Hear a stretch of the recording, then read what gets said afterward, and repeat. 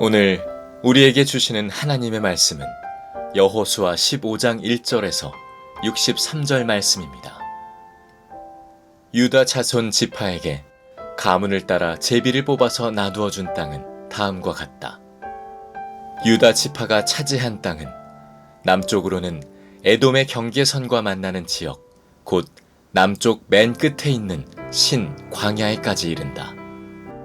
남쪽의 가로 경계선은 사해의 남쪽 끝, 곧 남쪽으로 난 하구에서부터 아그라빔 비탈 남쪽을 지나 신에 이르고 가데스 바네아 남쪽으로 내려가서 헤스론을 지나 앗달로 올라가 갈가로 뻗어가다가 거기에서 아스몬에 이르고 이집트 국경지대의 강을 따라가다가 지중해에 이르러서 그 경계가 끝난다. 이것이 유다의 남쪽 경계선이다. 동쪽 경계선은 요단강 하구, 사해 북단부터 남단까지이다. 북쪽 경계선은 요단강이 끝나는 곳, 요단강의 하구와 사해 바다가 만나는 곳에서 시작하여 베토글라로 뻗고 벳 아라바의 북쪽을 지나 루벤의 아들 보한의 돌이 있는 곳에 이른다. 그리고 그 경계선은 다시 아골 골짜기에서 드비를 지나 북쪽으로 올라가 강의 남쪽에 있는 아둠민 비탈 맞은 쪽에 길갈에 이르고 거기에서 다시 엔세메스 물을 지나서 엔 로겔에 이른다.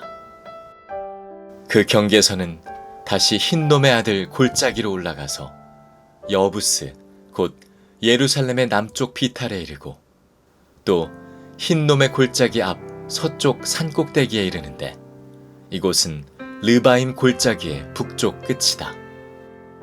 그 경계선은 다시 산꼭대기로부터 넵도와 샘물까지 이르러 에브론산 성읍들에 미치고 또 바알라 곧 기앗 여아림에 이른다. 그 경계선은 다시 바알라에서 서쪽으로 돌아서 세일산에 이르고 여아림산 곧 그살론 북쪽 비탈에 미쳐 벳세메스로 내려가서 딥나에 이르고 그 경계선은 다시 에그론 북쪽 비탈로 나아가 시끄론에 이르고 바알라 산을 지나 얌느엘에 미쳐 그 끝이 바다에 이른다. 서쪽 경계선은 지중해와 그 연안이다.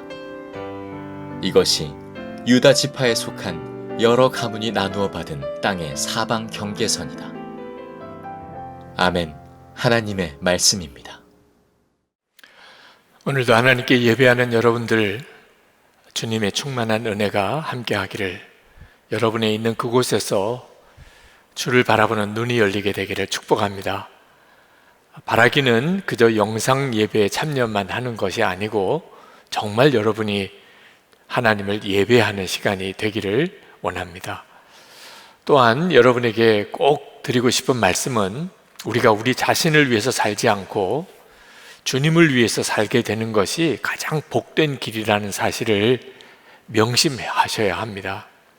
이 여호수아 15장 말씀은 이제 이스라엘 백성들 지파별로 땅을 배분하는데 가장 먼저 유다 지파에게 배분된 땅에 대한 기록입니다. 유다 지파가 받은 땅은 이 가나안 땅의 가장 가운데에 있는 또 가장 많은 성읍이 있는 지역을 배분받았습니다. 그 말은 유다 지파가 실제적으로 이스라엘 지파의 장자가 받을 그런 분깃을 받았다, 그런 의미가 되겠습니다.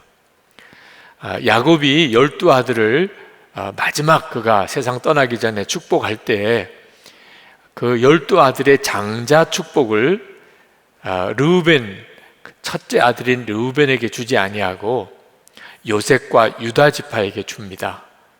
근데 이 요셉 지파에게는 장자의 명분을 주고 유다 지파에게는 실질적인 이 장자의 통치권을 줍니다. 오늘 이 땅 분배에도 그 하나님의 뜻이 그대로 나타나게 됩니다. 이 유다 지파는 실제로 이스라엘의 왕을 배출하는 지파가 됩니다. 다윗과 솔로몬을 비롯해서 40명의 왕이 유다 지파에서 나옵니다. 그 유다 지파가 받은 그 땅이 왕의 도읍지가 다 됩니다. 헤브론도 그렇고 예루살렘도 베들레헴도 왕도가 다 그 유다 지파가 받은 그 지역에 있는 성읍에서 나옵니다. 예수님께서 유다 지파에게서 나시죠. 지금도 이스라엘 국민을 유대인이라고 그렇게 말합니다. 참 놀라운 복을 유다 지파가 받았습니다. 어떻게 유다 지파가 이런 복을 받았을까? 그런 생각이 들 정도이죠. 그 이유가 있습니다. 유다는 야곱의 넷째 아들이지만 그는 실질적으로 장자의 행동을 하고 살았습니다. 그가 장자답게 살았기 때문에 장자가 받을 복을 받았다고 그렇게 생각할 수 있는 거죠. 가나안 땅에 기근이 들어서 다 굶어 죽게 되었을 때, 그때 그 야곱의 아들들이 그래도 양식이 있는 애굽에 가서 요셉이 총리로 있는 줄은 모르고 그 식량을 얻으려고 떠나게 되는데, 반드시 베냐민을 데리고 가야 양식을 받아올 수 있는 상황이었습니다. 근데 야곱이 요셉도 죽었는데 베냐민마저 잃을 수 없다고 절대로 베냐민을 동행시키지 않으려고 합니다. 그때 나선 사람이 유다입니다. 유다가 베냐민을 반드시 책임지겠고 만약에 무슨 일이 있으면 자기가 그 생명을 대신하겠다, 그렇게 약속을 하고 겨우 베냐민을 데리고 애굽으로 가게 됩니다. 유다는 가족 공동체를 위하여 자기 자신의 생명도 내어놓을 각오가 있었던 사람이었습니다. 실제로 베냐민이 도둑 누명을 쓰고 애굽에 붙잡히게 되었을 때 유다가 나섭니다. 자기가 대신 종이 되고 자기가 대신 감옥에 가겠다고. 그렇게 가족을 살리고 그리고 다른 사람들을 살려내기 위하여 자기를 희생했던 사람이 유다입니다. 그 유다의 삶을 보면 그는 철저하게 다른 사람을 살려주는 일을, 그리고 자기는 희생하는 쪽을 택합니다. 그 형제들이 요셉을 죽이려고 할 때 그 요셉을 살려주기 위해서 차라리 우리가 지나가는 상인들에게 이 요셉을 파는 게 낫지 않겠느냐. 그래서 요셉을 죽음에서 건져준 사람, 유다입니다. 성경에 유다에게는 수치스러운 것 같은 이야기가 굉장히 길게 나오는 부분이 있는데, 며느리 다말과의 관계입니다. 그 유다에게는 아들이 셋이 있었는데 큰아들과 결혼한 며느리 다말과 결혼하여 자식이 없이 큰아들이 갑자기 죽습니다. 그때 당시 풍습에 따라서 둘째 아들에게 며느리 다말을 결혼시키는데 둘째 아들도 자식이 없이 일찍 죽습니다. 유다가 마음에 불안한 마음이 들었는지 셋째 아들과 며느리 다말을 결혼시키지 않습니다. 그 며느리 다말이 시아버지인 유다를 속여서 관계를 맺습니다. 그리고 아기를 임신을 하게 되는데, 이 사실이 알려지자 유다가 대노합니다. 간음한 것이라고 그 며느리 다말을 죽이려고 합니다. 그때 이 며느리 다말이 이 아이의 실질적인 아버지가 되는 사람이 유다임을 징표로 알립니다. 그때 유다가 그걸 보고 왜 며느리 다말이 그렇게 했는지를 알게 되고, 그리고 사실 그 아이가 자기 아이라는 사실을 인정합니다. 며느리 다말을 그냥 죽게 내버려 두면 자기의 부끄러운 일은 감추어질 수도 있는데도 그가 나보다 옳으니라 하면서 며느리 다말을 살려줍니다. 그때 그 며느리 다말이 쌍둥이를 낳게 되는데 그 후손에서 다윗이 나오게 됩니다. 유다는 자기 자신을 위해서 살기보다는 어떻게 해서든지 다른 사람을 살려주는 일, 공동체를 위한 일, 자기를 희생하는 그런 삶을 살았습니다. 그 후에 유다 지파는 이스라엘 전체가 전쟁에 나가면 언제나 맨 앞장 선두에 섭니다. 그 당시의 전쟁은 맨 앞에 서는 사람이 희생이 가장 큽니다. 그래서 가장 많은 전사자가 나올 상황이었는데도 나중에 인구 계수를 해보면 항상 유다 지파가 사람이 가장 많습니다. 하나님께서 유다 지파에게 복을 주신 거죠. 오늘 이 여호수아 15장에도 갈렙이 헤브론을 정복하는 기사가 나옵니다만, 갈렙은 이 가나안 땅을 단순히 복이라고 하는 개념으로 생각하지 않았습니다. 갈렙에게 있어서 가나안 땅은 복이기 이전에 사명지였습니다. 가장 힘들고 어렵고 아무도 점령하지 않겠다는 헤브론 산지를 내게 달라고 자원함으로 이스라엘 지파들이 서로 좋은 땅 차지하려고 서로 신경 쓰고 그렇게 예민한 상황을 극복하게 해준 사람이죠. 그 갈렙이 바로 유다 지파 사람이었고, 바로 유다 지파가 어떤 지파인지를 보여주는 의미가 있는 일입니다. 그래서 하나님이 유다 지파에게 그렇게 복을 주신 겁니다. 자기를 위해서 살지 않고 하나님을 위해서, 그리고 동족 공동체를 위해서 살았던 바로 그 자가 어떤 복을 받는지를 하나님께서 여호수아 15장에서 우리에게 보여주는 겁니다. 여러분, 이것은 단순히 그저 유다만을 위한 이야기가 아닙니다. 예수를 믿는 우리는 나는 죽고 예수로 사는 십자가의 복음으로 사는 사람입니다. 그러니까 나는 죽고 예수로 사는 사람은 어떻게 사는가? 고린도후서 5장 15절에 명확하게 말씀하고 있습니다. 그가 모든 사람을 대신하여 죽으심은 살아있는 자들로 하여금 다시는 그들 자신을 위하여 살지 않고 오직 그들을 대신하여 죽었다가 다시 살아나신 이를 위하여 살게 하려 함이라. 우리가 예수님과 함께 이미 죽고 이제는 예수님의 생명으로 사는 자가 되었다면 우리는 더 이상 자기 자신을 위해서 살지 않습니다. 필요가 없습니다.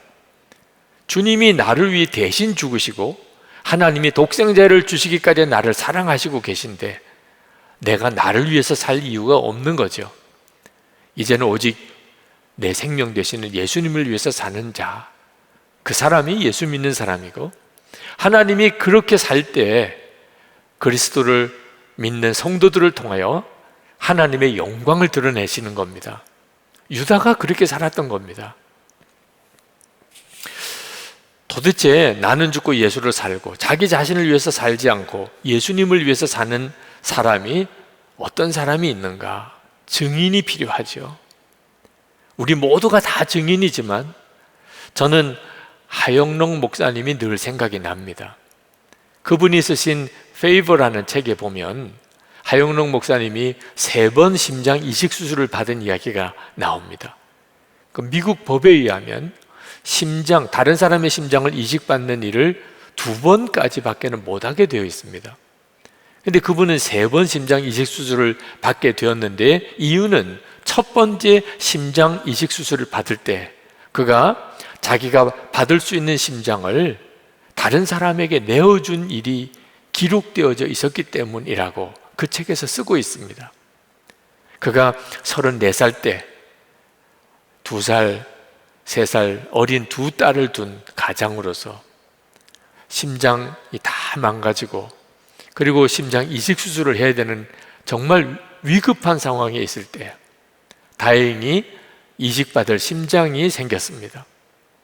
그런데 그 수술 바로 직전에 응급 환자가 그 병원에 왔는데, 어떤 한 여인인데 지금 당장 심장 이식하지 않으면 죽게 된 여인이 왔다는 것을 알았습니다. 그때 하영록 목사님이 심각한 고민에 빠집니다. 하나님께서 내 이웃을 내 몸과 같이 사랑하라 하신 말씀이 생각났기 때문입니다. 그는 그 심장을 포기하기로 결정합니다. 그 심장을 그 여인에게 주세요. 주치의에게 그렇게 말하고 그 심장 이식 수술을 다른 사람에게 포기해서 넘겨버립니다. 그리고 7일 후에 그는 의식을 잃어버립니다. 다행히 심장 이식할 그런 심장이 생겨서 그가 수술은 받았지만 온전한 심장이 아니었기 때문에 그는 다시 심장 이식 수술을 받아야 됐었습니다. 세 번째 심장 이식 수술을 받는 상황에 그 당시의 기록이 있었기 때문에 심사에서 그가 한 번 더 심장 이식 수술을 받게 된 거죠. 그를 잘 아는 친구 목사님이, 미국인 목사님이 어느 날 하영록 목사님에게 당신에게 왜 그렇게 행운과 같은 좋은 일들이 계속 일어나는 줄 아십니까? 라고 묻더랍니다. 하영록 목사님도 궁금해서 나도 그게 궁금해요. 그 이유가 뭐라고 생각하십니까? 그랬더니 그 목사님이 하신 이 말씀이 당신이 하나님께서 하신 말씀처럼 결정적인 순간에 이웃을 사랑하라 하는 명령에 순종했기 때문에 그렇습니다. 여러분, 예수 믿는다는 것은 이렇게 사는 겁니다. 하영록 목사님이 팀 하스라는 그런 건축 회사를 세웠는데 그것은 돈을 벌고 성공하기 위해서라기보다는 그 회사의 사명 선언문에 이웃을 섬기기 위해서, 돕기 위해서 그 회사를 설립했다고 했습니다. 하영록 목사님은 항상 무슨 중요한 결정을 내릴 때 그는 명확한 기준이 있다고 그랬습니다. 어떤 것이 더 희생하는 일인가? 그게 그 목사님의 가장 중요한 기준이라는 것이죠. 여러분, 우리가 예수 그리스도 안에서 주님과 죽고 예수님으로 사는 사람이 된 것은 그렇게 살게 하기 위해서 그렇습니다. 자신을 위해 살지 않고 주님을 위해서, 공동체를 위해서, 다른 사람을 위해서 살게 하시는 것, 그리고 그 일을 통하여 하나님의 영광을 드러내시려고 하심이라는 거죠. 우리가 다 복을 받고 싶어 하지만 어떻게 해야 복을 받는 삶을 사는지는 정말 모르는 것 같습니다. 자기를 위해서 살지 않는다, 부담스러운 말처럼 느껴지죠. 그러나 여러분, 진짜 복은 하나님이 주시는 것이라는 사실을 정말 믿게 되면 여러분, 자기를 위해 살지 않고 주님을 위해 살고 다른 사람을 위해서 사는 사람을 보시는 하나님의 마음이 어떠시겠습니까? 진짜 그 사람이 복을 받을 사람인 거죠. 오늘은 광복절이기도 합니다. 저는 여호수아 15장을 이 광복절인 주일에 설교를 하게 되는 주님의 뜻이 무엇일까 묵상했었습니다. 그리고 주님께서 이 여호수아 15장으로 오늘 광복절에 교회와 성도들에게 주시는 메시지가 있다는 사실을 깨달았습니다. 여러분, 교회와 성도도 나라와 민족을 위하여 살아야 한다는 겁니다. 교회가, 성도들이 자기 자신을 위해서 살지 않고 자기들이 속해 있는 나라와 그 민족을 위해서 살게 될 때 그것이 교회와 성도에게 복이 된다는 겁니다. 여러분, 한국 교회는 2000년 선교 역사상 참 유례를 찾아보기 어려운 특별한 케이스라고들 말합니다. 그렇게 예수를 잘 믿을 수 있는 여건이 아닌데도 교회가 그렇게 부흥되고 교회로 인하여 나라가, 민족이 복을 받는 이런 케이스가 쉽지 않다는 거죠. 근데 왜 하나님께서 한국 교회를 이렇게 복을 주시는 걸까요? 지금부터 100년 전 한국 교회의 초창기입니다. 1919년 3.1운동이 일어날 때, 그때 당시에 우리 기독교는 이제 복음이 전해진 지 30년도 채 안 되는 정말 신흥 종교였죠. 그때 당시 기독교인 수는 15만 정도를 헤아리는 조선 인구의 1% 정도도 안 되는 그런 아주 작은 그런 종교였을 뿐입니다. 그런데 3.1운동을, 일제를 대항하여 이 민족 독립운동을 기획하고 그리고 실제로 그 일을 수행하고 실천하였던 구심역이 되었습니다. 전국에 있는 예배당은 독립운동의 근거지가 되었습니다. 그때 당시에 3.1운동에 교회가 앞장섬으로 인해서 가장 많은 핍박을 받았는데, 그로 인해서 붙들려 들어간, 감옥에 들어간 이들의 25%가 기독교인이었고, 여성들로만 따지면 80%가 넘게 기독교인이었습니다. 독립선언서를 작성한 34민 중에 16인이 기독교인이었습니다. 이건 정말 대단한 일이었죠. 그건 민족의 고난에 십자가를 져야 되는 일인데도 그때 당시에 교회는 그 일을 했습니다. 당시에 평양 지방 감리사였던 무호 선교사님, 그분의 기록에 의하면 이런 기록이 나옵니다. 지방회를 개최하려고 할 때 조선 목사 중 1인이 말하기를 금년 지방회는 감옥에서 개회하면 좋겠다 하니, 이렇게 말한 까닭이 목사가 모두 28인인데 그중 14인이 감옥에 갇히고 4인은 강제로 사직하고 남은 이가 불과 10인이라. 집사품 받은 목사 10인 중 8인은 감옥에 있으니 2인만 남았기 때문이다. 우리 민족의 고통 때 교회는 그 십자가를 졌습니다. 그래서 그 일을 보고 기독교에 대해서 의구심을 가졌던 많은 사람들의 마음이 열린 거예요. 1920, 30년대 평양은 동방의 예루살렘이라는 별명을 얻기까지 기독교는 급성장을 하게 됩니다. 여러분, 그러나 이것은 그저 자랑스러운 과거지사로만 생각해서는 안 됩니다. 지금도 여전히 우리 민족에게는 한국 교회가 감당할 사명이 있습니다. 여러분, 평화로운 통일은 우리의 모두의 소원입니다. 그러나 평화로운 통일을 도대체 어느 누구가 중심이 되어서 감당할 수 있습니까? 북한은 어쩌면 하나님이 버린 땅인가 싶은 생각이 들 정도로 오랜 기간 동안 말할 수 없는 고통스러운 상황에 있습니다. 그러나 북한을 위해서 기도하는 사람이 우리만 아닙니다. 정말 믿어지지 않을 정도로 전 세계에 북한을 위해서 그토록 기도하고 헌신하고 그리고 실제로 행동하는 많은 크리스찬들이 있음을 봅니다. 깜짝 놀랄 정도입니다. 하나님이 아직도 북한을 버리지 않으셨구나. 정말 부인할 수 없습니다. 그런데 외국인으로서 남과 북의 통일을 위해서, 북을 위해서 섬기는 사역자들, 그 귀한 종들 만나면 인간적으로는 남북한이 평화로운 통일을 할 수 없겠다 생각이 든다는 겁니다. 왜? 두 쪽 다를 만나보면 서로에 대한 적대감이 너무 심하다는 거예요. 이렇게까지 적대감이 심한데 과연 평화로운 통일이 될 수 있을까? 그들은 인간적으로는 그런 걱정이 된다는 겁니다. 지금 이 지경에 우리가 있습니다. 도대체 여러분은 그 어떤 누구가 남과 북의 평화로운 통일의 중심 역할을, 정신적인 지주 역할을 할 수 있다고 생각합니까? 나는 죽고 예수로 사는 십자가의 복음이 분명한 교회와 성도 아니고서야 어떻게 이 일을 감당할 수 있겠습니까?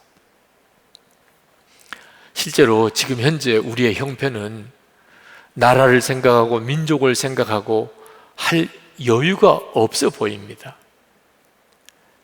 우리 국민, 또 함께 예배드리는 여러분 중에도 지금 생존의 한계에 부딪힌 것 같은 위기 상황에 있는 분들이 있으실 겁니다. 가족은 어떻게 살아야 되나? 우리 아이들은 어떻게 길러야 되나? 지금 정말 이러다가는 다 죽는 거 아닌가? 이런 처지에 있는 분들도 많으실 겁니다. 지금 현재 우리나라나 전 세계의 처지를 보면 위기감이 점점 커지고 있습니다. 이 일을 하나님도 아십니다. 왜 모르시겠습니까? 지금 우리에게 나라를 생각하고 민족을 위해서 기도하고 그런 사명을 이야기하는 게 사치스럽게 느껴질 수도 있습니다. 그렇지만 여러분, 꼭 기억하셔야 됩니다. 우리가 이런 어려운 처지에서 우리의 먹고 사는 것만을 위해서 기도하지 않고 우리 나라와 민족을 위해서 하나님께 기도하기 시작한다면 그 기도를 받으시는 하나님의 마음이 어떠시겠냐는 겁니다. 여러분, 결국은 복은 하나님이 주시는 겁니다. 우리가 오늘 유다 지파에 대해서 읽고, 그리고 예수 믿는 성도의 삶의 특징이 자기를 위해서 살지 않는 것이라는 말씀을 듣는 이유가 무엇입니까?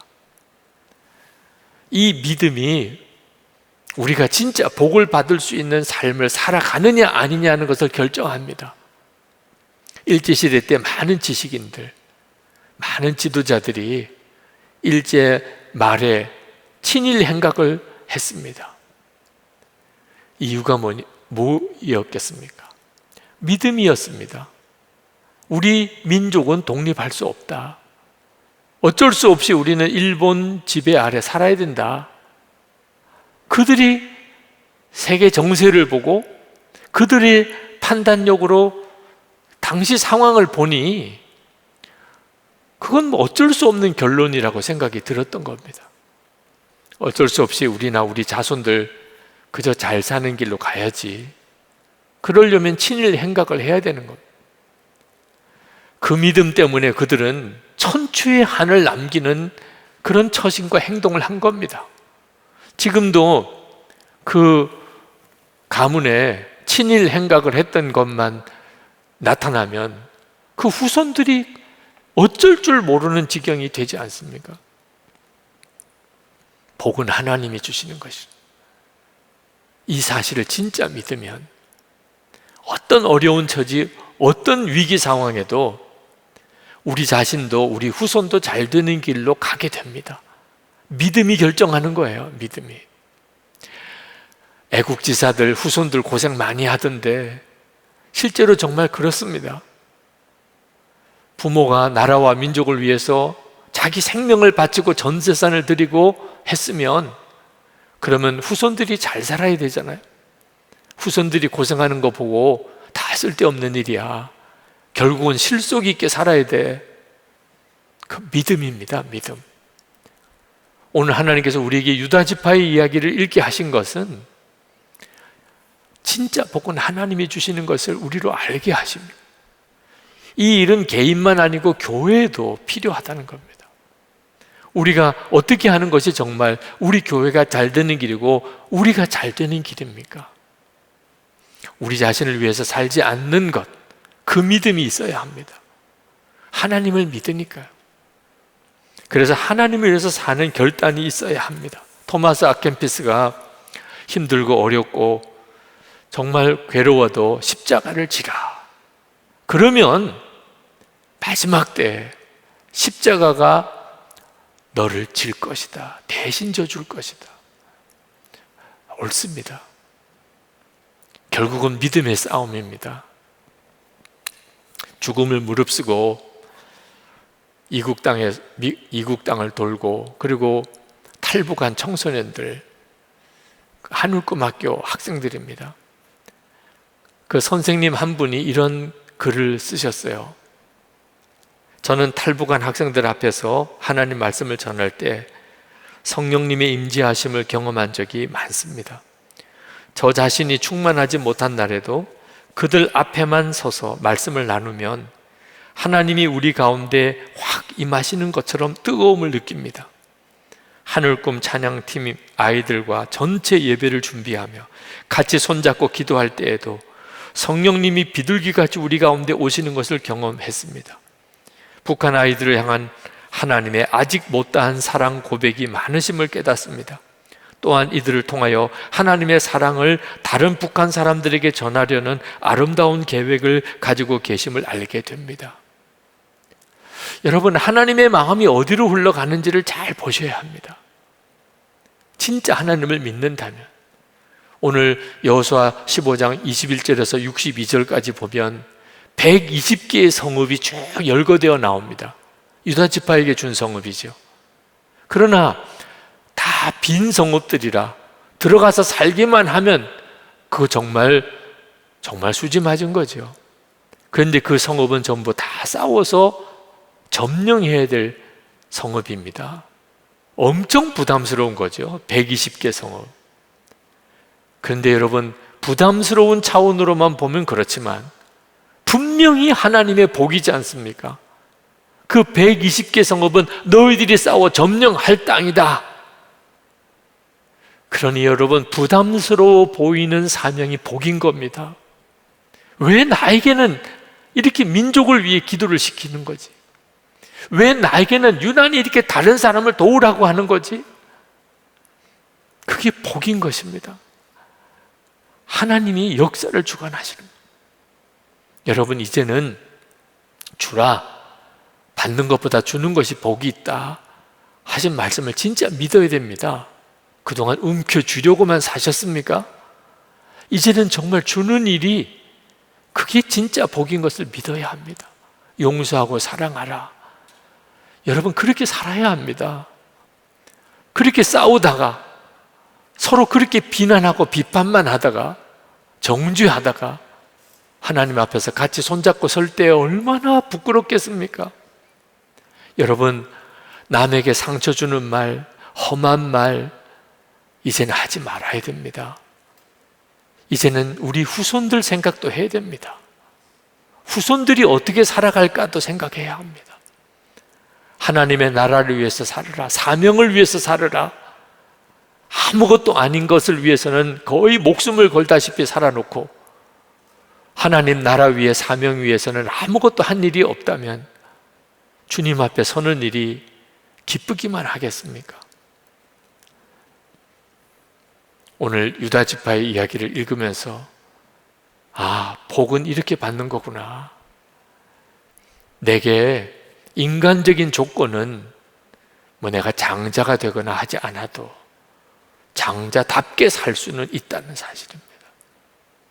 여러분의 삶 속에 여러분 자신을 위해서는 더 이상 살지 않고 하나님을 정말 믿으니까 이제는 내 생명 되신 주님을 위하여 어떻든지 다른 사람을 살려주는 일을 위하여 공동체를 위하여 그렇게 사는 여러분 되기를 축복합니다.